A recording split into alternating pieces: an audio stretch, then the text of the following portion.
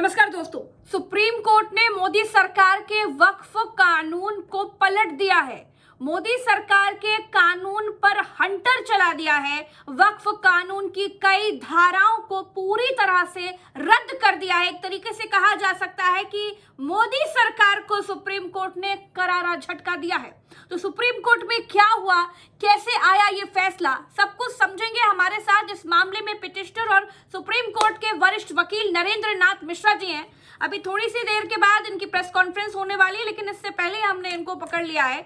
मिश्रा जी कैसे हैं? बहुत बहुत शुक्रिया आपको। मैं अच्छा हूँ और देश की जनता के लिए काफी राहत की खबर है। पूरे देश के डेमोक्रेसी के लिए एक बड़ी खबर है जी। तो सुप्रीम कोर्ट ने वक्फ कानून की कौन कौन सी धाराएं रद्द करी हैं, इसको जरा विस्तार से बताइए और मुस्लिम पक्ष के लोगों को कितनी राहत मिली है। प्रज्ञा जी, आज जो बहुत सारे पिटिशंस थी पर मेन मास्टर पिटिशन 3 थी। एक हमारी थी 1503, एक 1501 और इसके साथ में एक 1502 थी। अलग अलग पिटिशंस थी, अलग अलग सारे लोग थे। इसमें सबसे जो 4-5 चीजों को लेकर के हम लोगों ने इंटरिम प्रेयर मांगी थी। आज जो फैसला इंटरिम प्रेयर पर था और इंटरिम प्रेयर में लगभग सुप्रीम कोर्ट ने हम लोगों की उन सारी दलीलों को मान लिया और जजमेंट में प्रोनाउंस भी कर दिया, जिसकी सबको जरूरत थी और राहत भी थी। मुझे लगता है कि सुप्रीम कोर्ट ने आज दिखाने की कोशिश किया है कि भारत देश में संविधान जिंदा है और सुप्रीम कोर्ट ने स्पष्ट भी किया है कि जो वो 5 चीजें हैं वो कौन सी 5 चीजें बड़ी हैं जिनके माध्यम से देश की जनता को, वक्फ को और मुस्लिम कम्युनिटीज को राहत मिली। पहला पॉइंट नंबर 1, उन्होंने आज यह बोला कि जो 5 साल तक वक्फ के मेंबर बनने के लिए किसी भी इस्लामिक व्यक्ति को उसको प्रैक्टिस करने की जरूरत होती थी, जिसके बारे में जो डिसाइड करने वाला कोई और नहीं होता था, भारत सरकार होती थी। जो उसमें कितने सदस्य होंगे उस कम्युनिटीज में, वो यानी जो बोर्ड बनाए जाएंगे सेंट्रल और स्टेट के और इसके साथ में, तो उसमें कितने सदस्य इस्लामिक होने चाहिए, कितने नॉन इस्लामिक होने चाहिए, उस पर भी सुप्रीम कोर्ट ने कंप्लीट स्टे लगाया। तो सवाल अब एक एक करके हम क्रमशः ले रहे हैं। पॉइंट नंबर 1 की जो मैंने विस्तार से बात की, उसमें यह बोला सुप्रीम कोर्ट ने ये कंप्लीट तरीके से वायलेशन है, कॉन्स्टिट्यूशनल वायलेशन है। ये हम अलाउ नहीं कर सकते कि कोई भी व्यक्ति यदि इस्लामिक है तो उसको इस चीज की इजाजत हो कि वो 5 साल मिनिमम प्रैक्टिस करने वाला व्यक्ति होना चाहिए। वैसे ही समझना कि उसकी क्राइटेरिया क्या होगी। आप कैसे डिसाइड करोगे कि 5 साल वो प्रैक्टिस करके उस क्राइटेरिया को पूरा कर लिया है कि वक्फ बोर्ड का आप सदस्य बन सकते हैं, मेंबर बन सकते हैं। इसको सुप्रीम कोर्ट ने बोला ये अनकॉन्स्टिट्यूशनल है। पॉइंट नंबर 1 था। अर्थात अब ये किसी के पास में यह कहने के लिए नहीं है कि आप वक्फ बोर्ड के सदस्य से बनने के लिए मिनिमम 5 साल आपकी एलिजिबिलिटी होनी चाहिए, आपकी बड़ी दाढ़ी होना चाहिए, आप दिन भर कुरान अदा करना चाहिए और जो नमाज होती है नमाज अदा करता रहना चाहिए। हमने रजिस्टर की एंट्री बनाई हुई है, उस एंट्री में हमने आपको पास फेल कर दिया, वो सब मामला अब खत्म हो गया। यही दलीलें रखी गई थी। तो ये कौन डिसाइड करेगा कि ये 5 साल के प्रैक्टिस इसकी पूरी हुई या नहीं, तो ये मामला खत्म हो गया। Point number 1। पॉइंट नंबर 2 अब आ रहा हूं। सुप्रीम कोर्ट ने, आपको पता होगा कि जब वक्फ बिल आया था, उस वक्फ बिल में सेंट्रल और स्टेट की जो पहले से पूरी कमेटी बनी थी, स्टेट की कमेटीज में और सेंट्रल की कमेटीज में मेजोरिटी में नॉन मुस्लिम रखा गया था। तो उसके पक्ष में हम लोगों के लिए दलीलें थी कि जैसे मैं हिंदू हूं और ब्राह्मण हूं, तो ये बताने की यदि मान लीजिए कोई मेरा एसोसिएशन है, ऑर्गेनाइजेशन है, तो वो हमारे रिलीजन से रिलेटेड है, तो हमारे ही कम्युनिटी के लोग उसको बेहतर समझ सकते हैं, बेहतर कर सकते हैं। तो उसमें हम दूसरी कम्युनिटीज के लोगों को ले आकर के कैसे लागू कर सकते हैं। तो ये इस्लामिक में भी यही चीजें आई और कोर्ट ने इस चीज को मान लिया कि अब जो पहले सुप्रीम कोर्ट में ये लोग जो वक्फ बोर्ड में इन लोगों ने सेंट्रल और स्टेट के लेवल पर लेके आए थे कि इस्लामिक की कोई क्राइटेरिया नहीं होगी, नॉन इस्लामिक लोग कितने भी आ सकते थे। पहली बात, मेजोरिटी उनको दी गई थी, अर्थात नॉन मुस्लिम को मेजोरिटी भी दी गई थी। तीसरी बात इसके साथ में कि नॉन मुस्लिम का रिक्रूटमेंट कौन करेगा, who will be make the member of this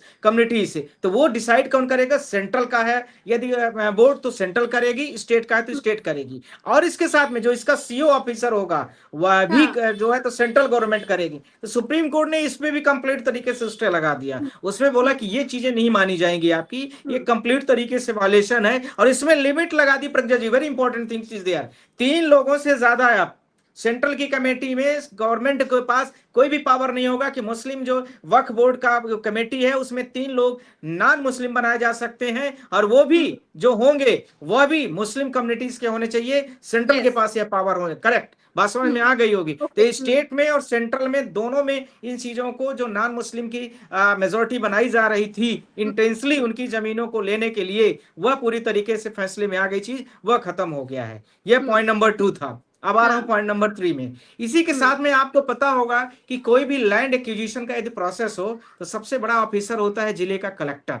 denotification उसका एसडीएम के थ्रू होता है। तो कलेक्टर को, हाँ, कलेक्टर के पास यह पावर इतना पर्याप्त दिया गया था कि थर्ड पार्टी का इंटरेस्ट यदि कहीं पर आपके, यदि मान लीजिए आप लखनऊ में बैठी हैं, लखनऊ की किसी भी मस्जिद में वक्फ की प्रॉपर्टीज में हमें अपना इंटरेस्ट दिखाना है, तो मैं बोल दूं कि हमारे दादा परदादा ने 100 रुपए उस प्रॉपर्टीज के लिए दिया था, इसलिए हमारा उसमें इंटरेस्ट है, तो उसकी सुनवाई कौन करेगा? कलेक्टर करता था। तो उसको कोर्ट ने पूरा तरीके से स्टे लगा दिया कि कलेक्टर, करेक्ट, कलेक्टर के पास ये राइट सही नहीं है। इसकी सुनवाई जैसे पहले चल रही थी ट्रिब्यूनल के लेवल पर, ट्रिब्यूनल के लेवल में चले, और यदि व्यक्ति को हमको लगता है कि ट्रिब्यूनल में हम उस ऑर्डर को सफिशिएंट नहीं मान रहे हैं तो हम हाई कोर्ट भी जा सकते हैं, हम सुप्रीम कोर्ट भी जा सकते हैं। यानी यहाँ पर लिबर्टी ग्रांट कर दी गई, और यह भी बोला कि 2025 के पहले तक के जितने भी मामले हैं वो ऑप्शनल है, जिसको जहां सुनवाई करवाना है वो सुनवाई करा सकता है। यदि कुछ नया करने की जरूरत है कि 2025 का जो अब सुप्रीम कोर्ट फाइनल ऑर्डर देगी, अभी तो इंटरिम ऑर्डर दिया हम लोगों को, जब फाइनल ऑर्डर देगी तो उसमें कुछ गाइडलाइन हो सकता है कि वो बना दे। इसी के साथ में नेक्स्ट पॉइंट, इसके साथ में सुप्रीम कोर्ट ने यह भी आज स्पष्ट कर दिया है कि जो व्यक्ति मुस्लिम और नॉन मुस्लिम के अलावा भी जो लोग हैं और वक्फ की प्रॉपर्टी से संबंध रखते हैं, तो थर्ड पार्टी इंटरेस्ट आप जनरेट नहीं कर पाएंगे। उसमें लिमिटेशन की बात हुआ करती थी। आपको पता होगा कि पहले 1 साल 2 साल के बाद आप उसमें एप्लीकेशन लगा सकते थे। अब ये इसमें जो लिमिटेशन थी, लिमिटेशन इन्होंने बोला कि 100 साल पुराना भी है तो हम इंटरेस्ट दिखा सकते हैं, और हमारा केस वहां पर जाके कलेक्टर के ऑफिस में लग सकता है, हम पक्षकार बन सकते हैं, हमारी सुनवाई होगी। तो कोर्ट ने बोला यह भी आपका, ये जो बोल रहे हो आप, यह भी कंप्लीट तरीके से यह गलत है, ये आप नहीं कर सकते हो। 3 चीजों के आधार पर कोर्ट ने ये पक्ष में किया है।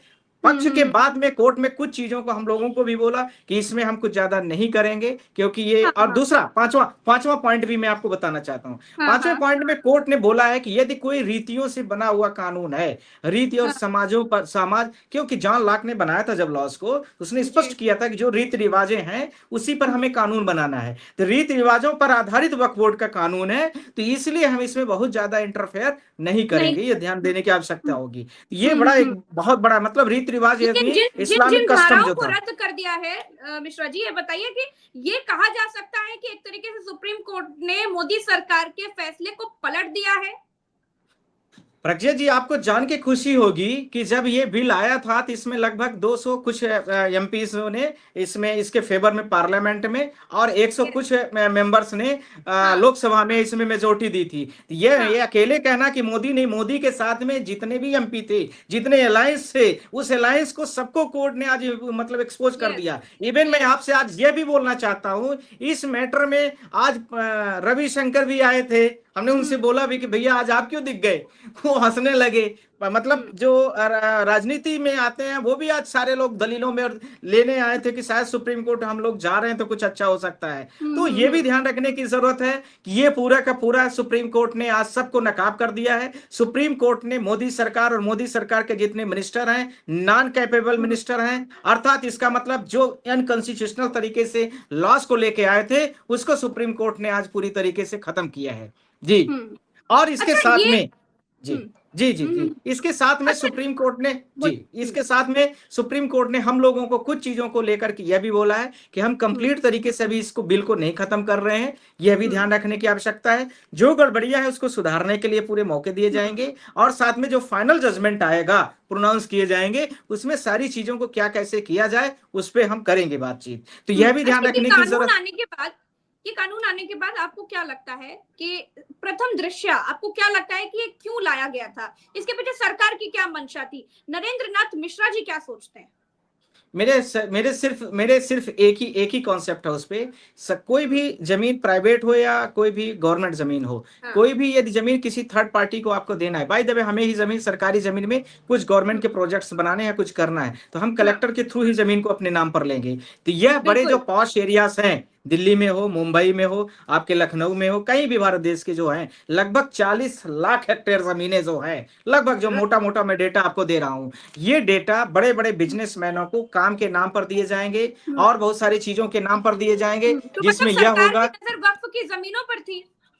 करेक्ट, सरकार की जमीनों पर है, और ये जनता की जो जमीनें हैं, उस जनता की जमीनों को उसको लेकर के ये कहीं ना कहीं पर प्राइवेट और निजीकरण के लोगों को सौंपने को लेकर के। ध्यान यह भी रखना है प्रज्ञा जी, ये हाँ, जितनी जमीनें हैं इकट्ठा नहीं है। मान लीजिए कहीं पर 1 एकड़ है तो कहीं पर आधा एकड़ है, क्योंकि यस ये यस। जमीनें इतने बड़े लेवल पर बट चुकी हैं। तो अब जैसे वैसे मान लीजिए कि मेरे पास कभी जमानों में एक गांव होता था, अब उतने बड़े लेवल पर अब उतने नहीं रह गए हैं। फैमिली बढ़ी, सारे लोग आए, बहुत सारी फैमिलिटीज बढ़ती गई, तो ये सारी चीजें ये सब होती रही हैं। यह भी ध्यान रखने की आवश्यकता है कि अब उस तरह पहले जैसे अभी हिसाब किताब नहीं रह गया है। नहीं है। जी अच्छा, जब जी हिंदू श्राइन बोर्डों में मुसलमानों को नहीं रखा जाता है, सिख कमेटी के जो इस तरह के बोर्ड्स होते होंगे उसमें मुसलमानों को नहीं रखा जाता है, तो सरकार क्यों चाहती थी कि वक्फ बिल में जो है वो हिंदुओं को रखा जाए?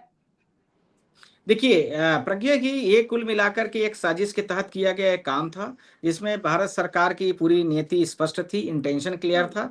और यदि मैं ये कहूं कि हम लोगों की दलीलें सही थी, तो सुप्रीम कोर्ट ने इसमें जजमेंट दिया है, तो अब हम लोग इसमें नहीं कह सकते कि हम लोग गलत थे कहीं से। जो चीजें ये है कि इंटेंशनली गवर्नमेंट चाहती थी कि इस्लामिक एक जो समुदाय है उसको कहीं ना कहीं टारगेट किया जाए, और उस टारगेट में वो सफल रहे, जिससे हिंदू एक तो मुस्लिम बनाम मुसलमानों बना के रहे। वक्फ में हिंदुओं को रख करके कैसे टारगेट किया जा सकता है? थोड़ा नहीं, खुलकर इसके दो बड़े, बताइएगा। नहीं देखिए, नहीं, आप मैं बड़ी खुल के बोल, बेबाकी से बात रखते हैं मिश्रा जी, ये तो मैं बड़ी अच्छी तरीके से जानती हूँ। आपसे ज्यादा बेबाकी से कोई भी वकील नहीं बात अपनी रखता है। इसीलिए मैं आपसे बड़ा खुले शब्दों में जानना चाह रही हूँ कि मुसलमानों के वक्फ में हिंदुओं को रख करके कैसे मुसलमानों को टारगेट किया जाता है, बताइए देखिए जरा। अब प्रज्ञा जी, एक बात अब आप खुल के बात नहीं चाहते, मैं बता देना हाँ। चाहता हूँ। ये जो 12 सदस्य की कमेटी थी, मीटिंग होती, तो उसमें जो स्टेट लेवल और सेंट्रल लेवल में जो वक्त के सदस्य होते, उसमें बीजेपी के खुद के लोग होते, पॉलिटिकल पार्टीज के लोग होते, और उसके साथ में हो सकता है कि जो उनके इंटरेस्ट वाले, जो उनके आगे पीछे रहते, वो होते। अब उनको फायदा देते वो जो लोग सदस्य बनाए गए, उनके पीछे जो लोग थे, तो वो कुछ पैसे का लेन देन करते, वो आपस में करते, और वो जमीनों को उन्हीं के नाम पर कराई जाती, और उनका वहां पर जो पहले से मुस्लिम कम्युनिटीज थी उसको हटाया जाता। ये सब पूरे देश में किया जाता, या इस तरीके से उनको हटाने का और अपने नाम पर प्रॉपर्टीज को कैसे, सरकारी जमीनों को डिस्प्यूट हिंदू मुस्लिम करके कैसे अपने नाम पर किया जाए, इसका एक बड़ा रास्ता था। मैं ज्यादा बोलना नहीं चाहता हूं। आपने कल का एक न्यूज देखा होगा, जो आपने देखा होगा कि गुजरात के जो उसमें अहमदाबाद के उसमें क्रैश हुए थे चीफ मिनिस्टर, आपने देखा होगा, और उनके बारे में जब उदास संस्कार का प्रक्रिया की 24 लाख रुपए लगे थे और स्टेट के उससे हुआ था, कल उसका बिल बीजेपी सरकार ने उनके घर भिजवाई है, जबकि राजकीय पोशाक से उनका सब कुछ दाह संस्कार हुआ था। तो आप समझ सकते हैं कि पैसे और संपत्ति के लेकर के ये सरकारें कितने लेवल तक जा सकती हैं, कितने लेवल तक नीचे तक जा सकती हैं। इसका ये जीता जागता उदाहरण वक्फ बोर्ड बड़े लेवल पर भारत देश के विभिन्न राज्यों पर, छोटे स्तर पर, जिला स्तर पर, प्रदेश स्तर पर यह दिखाने का रास्ता है। जी अच्छा, ये सरकार मुसलमानों की भलाई के लिए बड़ी चिंतित दिखाई देती है। सुप्रीम कोर्ट ने किस तरीके से हंटर चलाया है, और आप मुझे जरा समझाने की कोशिश कीजिए। ये जो बिल लेकर के आए थे, इन्होंने कहा कि हम तो मुसलमानों के हित में लेकर के आए हैं, बार बार ये बात कह रहे थे। अब जब सुप्रीम कोर्ट ने हंटर चला दिया है, तब क्या है? मैं आपसे प्रज्ञा जी दो चीजें बोलना चाहता हूँ। और उदाहरण के तौर पर आपने बोला है, तो मेरे पास एक्सप्रेशन तो है नहीं, क्योंकि वो कार्टून टाइप की कुछ मिमीज होती है, जिसका आपने देखा होगा कि प्रधानमंत्री विदेशों में भी जाते हैं और उसके बाद में वो बहुत तेजी से मिलने उलने की कोशिश करते हैं, छप्पियां लेते हैं, बहुत हंसते हुए दिखते हैं, लगता है कि विदेश का सबसे इंटेलेक्चुअल प्राणी वही है, पर उनको अवॉइड किया जाता है हर जगह पर। तो वही चीजें हैं इनके काम में। कोई जब चीजें डिबेट नहीं होती, डिस्कशन नहीं होता है, किसी चीज में चीजों में निखार नहीं आएगा। आप भी इस चीज को मानती होंगी कि ये यदि कोई भी चीज हो इस प्रकार से, तो यदि इस प्रकार से चीजें मतलब नहीं, इनका हित है कि सुप्रीम कोर्ट हंटर चलाई दे रही है इनके कानून नहीं पर। तो इन्होंने बिना डिबेट के, बिना, आप बताइए कि किसी का प्रैक्टिशनर, मैं मान लीजिए हिंदू बाय रिलीजन्स हूं, तो हमारे रिलीजन्स को आप कैसे खतरा कर सकते हो? हमारी मान लीजिए प्रॉपर्टी, वक्त का मतलब होता है प्रॉपर्टीज को डोनेट करना। किसी, हम्म। जैसे हम लोग ब्राह्मण हैं, मान लीजिए आप भी हैं, तो धर्म के नाम पर दान कर देते हैं। पर हम्म। ये लोग क्या करने हैं वक्फ में, वो एक रिलीजियस के नाम पर इन लोगों में बच्चियों की शादी में, पढ़ाई में, विधवाओं को लेकर के इसके नाम पर दिया जाता है। वैसे इनमें ऐसी प्रथाएं नहीं है कि वो इस टाइप से किया जाए। तो इस तरह से ये इस्लामिक में वक्फ की स्थापना की गई थी। इसकी यदि स्थापना आपको बहुत पुराने इतिहास में देखना है तो आप चले जाइए सीधा फिरोज शाह तुगलक वगैरह के समय पर, और उसके पहले चले इल्तुतमिश वगैरह का टाइम चले जाइए, जब दिल्ली की स्थापना होती, हाँ। दिल्ली सल्तनत की। तो वहां से इसकी सब कॉन्सेप्ट आते हैं। ये मेडिकल हॉस्पिटल, आपने देखा होगा कि मोहम्मद बिन तुगलक, फिरोज शाह तुगलक पहली बार वो मेडिकल हॉस्पिटलिटी, चैरिटी सब बनाते हैं, उसको लेकर के इसकी स्थापना की जाती है। इसका कॉन्सेप्ट प्रॉपर तरीके से यही है। अब ये सारी चीजों को लेकर के, अब ये जबकि सरकार का भी कॉन्सेप्ट हो सकता है कि ये रहा हो, पर ये ज्यादातर पर्सनल लेवल पर ये सारी चीजों को ये अपने व्यक्तिगत हित के लिए करने की कोशिश कर रहे हैं, जो कि अच्छा, इनलीगल है, गैर मिश्रा जी, संवैधानिक है। चीजें बड़ी साफ थी, क्योंकि इस बिल में अब तक जो था कि कलेक्टर जब तक जांच करेगा तब तक उस जमीन को सरकारी माना जाएगा। अब जांच कितनी लंबी चलेगी ये तो कोई नहीं जानता, ऐसी कोई समय सीमा तो थी नहीं। अब जब इसको रद्द कर दिया गया तो सुप्रीम कोर्ट ने क्या कहा, क्योंकि तो साफ दिख रहा था कि सरकार की मंशा क्या थी, सरकार की नजर किस तरह से वक्फ की संपत्ति पर थी। तो क्या सुप्रीम कोर्ट ने ऐसी कोई बात कोट करी कि हमको समझ में आ रहा है कि आप क्या करना चाह रहे हैं? नहीं, सुप्रीम कोर्ट ने स्पष्ट कर दिया, जब ये सारी बातें रखी गई तो सुप्रीम कोर्ट ने स्पष्ट कर दिया कि कलेक्टर का जो पावर आपने इतना विशेषाधिकार दिया है वो पूरी तरीके से गलत है, गैर संवैधानिक है, और आप एक किसी निजी कम्युनिटीज को पूरी तरीके से उसको डैमेज करना चाहते हैं और उसको पूरी तरीके से डिस्ट्रॉय करने की कोशिश कर रहे हैं। इसलिए मैं कलेक्टर की जितनी शक्तियां आपने दिया है उसमें रोक लग, क्योंकि इसकी जब लिमिटेशन ही नहीं है, कब तक आपकी जमीन को, हाँ लिमिटेशन है, तो कब तक आजीवन तक चलता रहेगा। और करेक्ट, ये इसकी आप कहीं ना कहीं पर लिटिगेशन और बढ़ाने का काम कर रहे हैं, लोगों को पीड़ित करने का काम कर रहे हैं। इसलिए हम कलेक्टर के पावर को ही खत्म किए दे रहे हैं, कलेक्टर की शक्तियों का निर्धारण करने का काम भी पूरी तरीके से खत्म कर दिया। तो फिर ये सारी चीजें अपने आप जहां चल रही थी वो कहीं ना कहीं पर जाकर के रुक गई। जी, अच्छा, ये जो धाराएं रद्द की गई हैं ये कब से लागू मानी जाएंगी मिश्रा जी?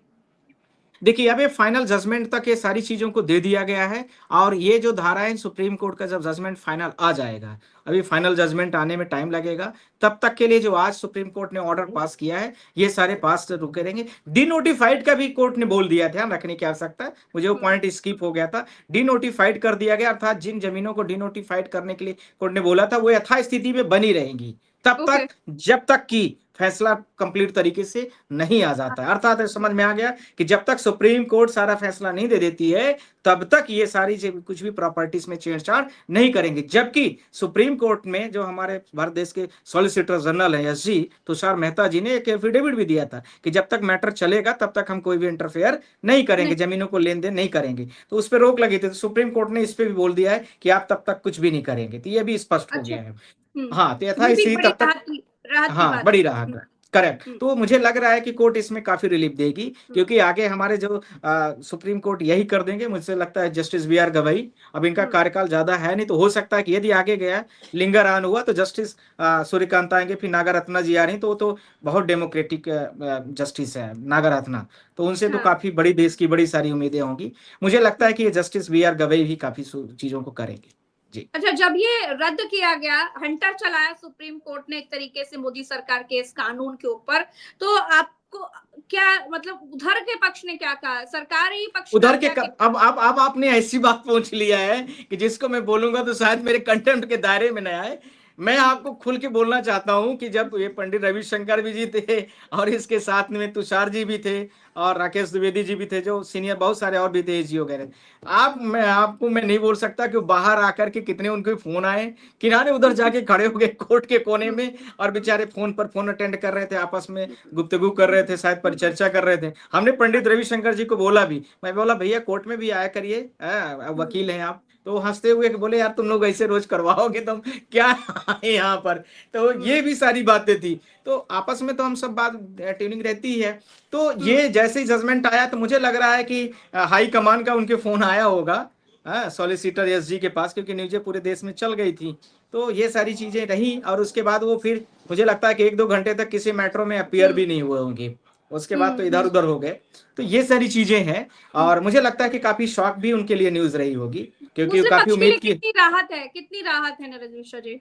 अभी अभी मैं आपसे प्रज्ञा जी एक चीज कहना चाहता हूँ कि जो टोटल की जीत है पूरे केस की, मैं यदि परसेंटेज या मैथमेटिक्स की बात करूं तो आप ऐसा मान सकते हैं कि 30 से 40% इनके फेवर में चीजें आ चुकी हैं। आ गई। अब इसके बाद में, हाँ, अब इसके बाद में जो सुप्रीम कोर्ट इसी चीजों को लेकर के फाइनल जजमेंट में भी कर देगा तो इनके लिए परमानेंट जजमेंट बन जाएगा और परमानेंट इनको रिलीफ भी मिल जाएगी। कुछ चीजों को और एड ऑन कर लेगा कि जमीनों को कैसे क्या किया जाए और कैसे ये प्रोसिक्यूट किए जाए, कैसे जमीनों को मतलब कोर्टों में चलाया जाए ट्रायल में, तो वो थोड़ा और स्पष्ट कर देंगे। तो सरकार से जो लोगों को डर है वो कहीं ना कहीं खत्म हो जाएगा और जनता एक फ्री माइंड होकर के फ्री और फेयर तरीके से अपने केसेस का ट्रायल के बारे में जो भी होगा उसका निष्फिक्र हो जाएगी। पर इस देश की जनता के लिए हम सब लोग खड़े हैं। मुस्लिम वकील तो 2-4 ही होंगे, सारे तो बेचारे हिंदू ही लड़ रहे हैं। तो यह भी आपके लिए मतलब हाँ, ये नहीं सोचना है कि हम भारत देश में हैं तो अकेले हैं, ऐसा नहीं है। गलत किसी के साथ नहीं होना चाहिए, चाहे हम हो, आप हो, कोई भी हो। एकदम यदि सही कोई बात। भी गलत करता है तो हम उसके लिए खिलाफ में हैं और सही है तो हम उसके फेवर में हैं, चाहे कोई भी पार्टी हो, हमारे कोई देश भी की व्यक्ति हो। संस्कृति वसुधैव कुटुंबकम की है मिश्रा करेक्ट, जी। हाँ, तो उसमें उसमें कहीं कहीं कहीं जरा भी नहीं दिक्कत है हमें। और फ्री ऑफ कॉस्ट भी लड़ रहे हैं। मैं आपको प्रज्ञा जी ये भी बोल दूं कि ये अच्छा। सारी पिटीशन जितनी भी हैं सारी हम लोग फ्री ऑफ कॉस्ट अब लड़ रहे हैं, सारे वकील, ऐसा नहीं ओके। है। तो कुछ हम लोग सेलेक्ट करके रखते हैं क्राइटेरिया कि देश के जो जनहित के मुद्दे हैं उसमें उसमें क्या फीस ली जाए। वो तो देश की लड़ाई लड़ना ही हम सबका सर्वोपरि धर्म है। आप भी तो यही लड़ ही कारण है रही हैं मिश्रा जी कि मीडिया के देश के माध्यम। लोग आपसे बहुत मोहब्बत करते हैं। अरे कोई बात नहीं, थैंक यू। चलिए, आप भी बहुत बहुत इतना अच्छा, शुक्रिया आपने। थैंक यू, शुक्रिया, बहुत मत बहुत चोबड़ा, शुक्रिया, आपने समय दिया। मत दर्शकों चोबड़ा। का भी बहुत थैंक बहुत आभार।